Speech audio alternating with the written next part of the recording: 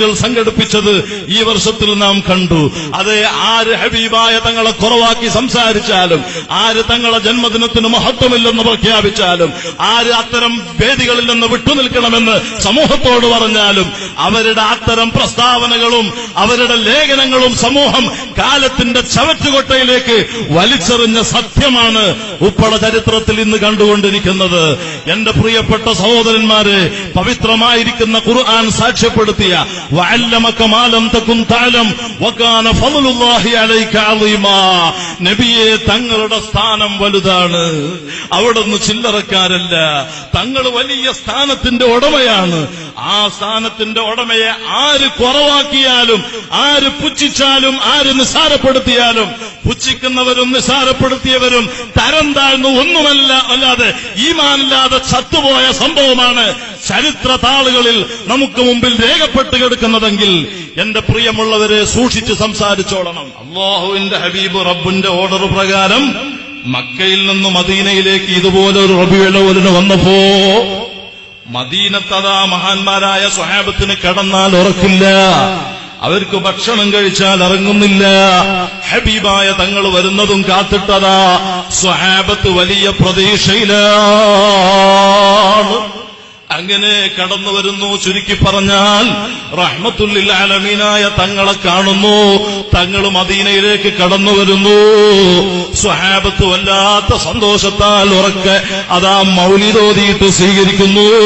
ത്വലഅൽ ബദ്റു അലൈനാ മിൻ ഫനിയാത്തിൽ വദാഇ വജബ ശുക്റു അലൈനാ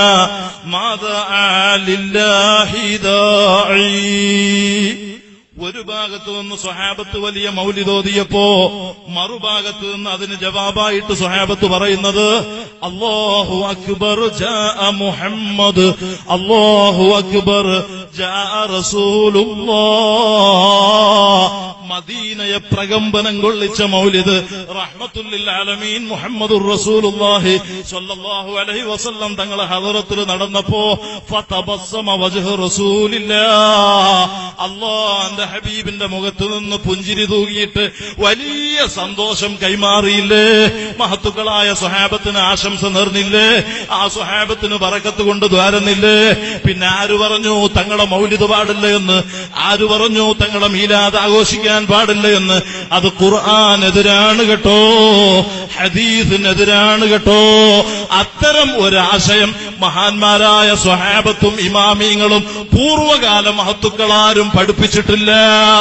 അതുകൊണ്ട് എന്റെ ചെറുപ്പക്കാരോട് ഞാൻ ശക്തമായിട്ട് പറയുന്നു, അല്ലാഹുവിന്റെ ഹബീബ് മുഹമ്മദുർ റസൂലുള്ളാഹി സ്വല്ലല്ലാഹു അലൈഹി വസല്ലമ തങ്ങളെ കുറവാക്കുന്ന അവിടുത്തെ സാധാരണ മനുഷ്യരാണെന്ന് പറഞ്ഞ് പരിചയപ്പെടുത്തിയിട്ട് തബ്ലീഗ് ജമാഅത്ത് എന്ന പേരിൽ ജനങ്ങളെ കബളിപ്പിക്കാൻ വേണ്ടി തൊപ്പിയും താടിയും തസ്ബീഹുമാലയും പിടിച്ചിട്ട് ഞങ്ങളാണ് ഏറ്റവും വലിയ ദഅവത്തിന്റെ ആളുകളെന്ന് പറഞ്ഞിട്ട് തബ്ലീഗ് ജമാഅത്തിലേക്ക് ആളുകളെ ക്ഷണിച്ചിട്ട് ഇസ്ലാമിന്റെ ആളുകളുടെ ഈമാനെ കളങ്കപ്പെടുത്താൻ പുത്തനാശയക്കാര് രംഗത്ത് വന്നിട്ടുണ്ടെങ്കിൽ അവർ സ്വഹാബത്തിനെയും ഇമാമിങ്ങളെയും ഹബീബായ തങ്ങളെയും തള്ളിപ്പറഞ്ഞുകൊണ്ട് പുതിയ ദീനുണ്ടാക്കാൻ ഇവിടെ നമ്മുടെ ഈ സമൂഹത്തിന് നാട്ടിലൊക്കെ അവർ ഇറങ്ങി തിരിച്ചിട്ടുണ്ടെങ്കിൽ അത്തരം സമൂഹത്തിൽപ്പെട്ടിട്ട് ഈമാനെ കളങ്കപ്പെടുത്തരുത്.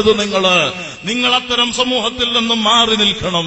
അല്ലാഹുവിന്റെ ഹബീബിന്റെ സ്ഥാനത്തെ കുറവാക്കുന്നവർക്ക് ഇസ്ലാമിൽ സ്ഥാനമില്ല. തങ്ങളെ സ്നേഹിക്കാത്തവർക്ക് ഇസ്ലാമിൽ സ്ഥാനം. അതുകൊണ്ട് ഈമാനെ സൂക്ഷിച്ചോളണം മുസ്ലിമീങ്ങളെ. ഹബീബായ തങ്ങളുടെ ജന്മദിനാഘോഷ പരിപാടികൾ ലോകമൊട്ടുക്കയും ഗംഭീരമായിട്ട് നടക്കുമ്പോ അത് പാടില്ല എന്ന് വളരെ തുച്ഛം വരുന്ന ആളുകൾ പറയുമ്പോ ആ ആളുകളെ സമൂഹം ഒറ്റപ്പെടുത്തിയേ പറ്റൂ. മുഹമ്മദുർ റസൂലുള്ളാഹി സ്വല്ലല്ലാഹു അലൈഹി വസല്ലമ തങ്ങളുടെ ആദരവിന് സ്നേഹത്തിന് കളങ്കപ്പെടുന്ന ഒരു വാക്കോ ചിന്തയോ പ്രവർത്തനമോ മുസ്ലിമീങ്ങളെ നമ്മുടെ ജീവിതത്തിൽ വന്നാൽ അല്ലാഹു നമ്മളെ തൃപ്തിപ്പെടൂല കേട്ടോ. നമ്മൾ എത്ര സൽക്രമം ചെയ്താലും, നമ്മൾ ചെയ്യുന്ന പ്രവർത്തനങ്ങളൊക്കെ സൽക്രമമാണ് എന്ന് നമ്മൾക്ക് തോന്നിയാലും റസൂലുള്ളാഹിനെ നിസാരപ്പെടുത്തിയ കക്ഷികളിൽ നിന്ന് അല്ലാഹു ഒരു അമലും സ്വീകരിക്കില്ല. അതുകൊണ്ട് എന്റെ മുസ്ലിം ചെറുപ്പക്കാരോട് പറയുന്നു, എന്റെ മുസ്ലിം സ്നേഹിതന്മാരോട് പറയുന്നു, നമുക്ക് ഒരാളോടും വിരോധമില്ല. ഒരാളോടും നമുക്ക് ഒരു ദേഷ്യവുമില്ല. പക്ഷേ നബി സല്ലല്ലാഹു അലൈഹി വസല്ലം തങ്ങളെ ആര് കുറവാക്കി സംസാരിച്ചാലും അവനോട് സ്നേഹബന്ധത്തിൽ ഏർപ്പെടാൻ ഈമാനുള്ളവന് സാധ്യമേ അല്ല. അള്ളാന്റെ റസൂല് സാധാരണക്കാരൻ ആരെങ്കിലും പറഞ്ഞാൽ, അവിടത്തെ ജന്മം സാധാരണ ജന്മമാണെന്ന് പറഞ്ഞാൽ, അത് ആഘോഷിക്കൽ തെറ്റാണെന്ന് പറഞ്ഞാൽ അത് ഖുർആനെതിരാണ്. അത് പറയുന്ന കക്ഷികളാണ് തബ്ലീഗ് ജമാഅത്ത്, അത് പറയുന്ന കക്ഷികളാണ് മുജാഹിദ്, അത് പറയുന്ന കക്ഷികളാണ് ജമാഅത്തെ ഇസ്ലാമി, അതുപോലുള്ള പുത്തനാശയക്കാർ. ആ പുത്തനാശയക്കാരുമായിട്ട് സ്നേഹബന്ധത്തിൽ ഏർപ്പെടാൻ ഈമാനുള്ളവന് സാധ്യമേ അല്ല. ഇത് ഞാൻ പറഞ്ഞതല്ല, അഷ്റഫുൽ ഖൽഖ് മുഹമ്മദുർ റസൂലുള്ളാഹി സ്വല്ലല്ലാഹു അലൈഹി വസല്ലം തങ്ങൾ പറഞ്ഞതാണ്.